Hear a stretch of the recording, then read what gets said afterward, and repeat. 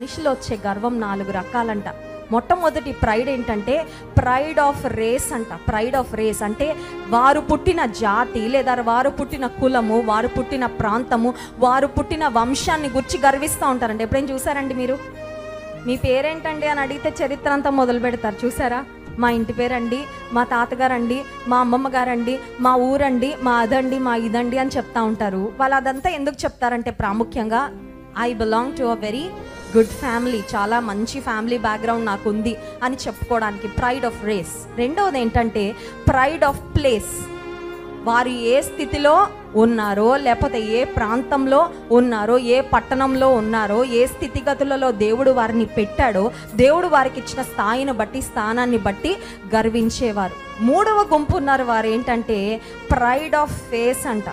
నా ఫేస్ ఎంత అందంగా ఉంటుందో, నాకు దేవుడు ఎంత మంచి రూపాన్ని ఇచ్చాడో, నాకెంత ఫేస్ వాల్యూ ఉందో అని వారికి దేవుడిచ్చిన రూపురేఖలను బట్టి గర్వించేవారు. 4వ గుంపు ఉన్నారండి. ఈ గుంపు ఎవరంటే ప్రైడ్ ఆఫ్ గ్రేస్ అంట. దేవుడిచ్చిన కృపను బట్టి గర్వించేవారు. వీరికి పాపం ఆ 3 గర్వాలు ఉండవండి.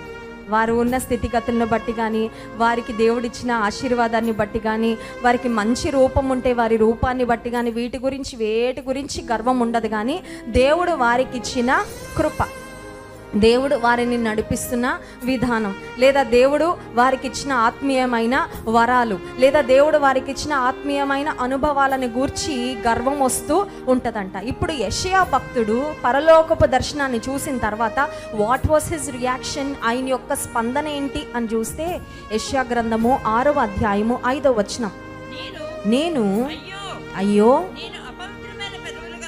నేను అపవిత్రమైన పెదవులు గలవాడను, అపవిత్రమైన పెదవులు గల జనుల మధ్యను నివసించువాడను, నేను నశించి తిని, రాజును సైన్యములకు అధిపతియు నగు యెహోవాను నేను కన్నులారా చూచితిని అనుకొంటిని.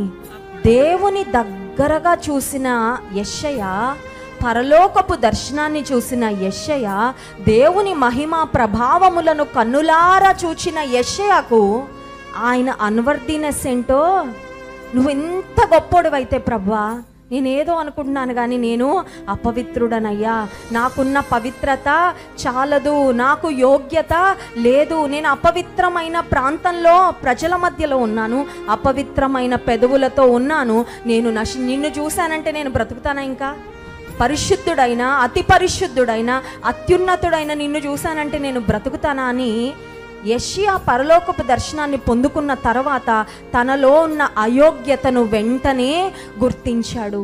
నిజంగా మనం దేవునికి దగ్గరగా వెళ్తున్నాము అనడానికి సూచన ఏంటంటే ఆయన ఎంత బలవంతుడో మనకు అర్థమవుతే నిజంగా మనం ఎంత బలహీనమో కూడా మనం ఖచ్చితంగా గుర్తిస్తాము, ఒప్పుకుంటాము, చెప్పుకుంటాం కూడా.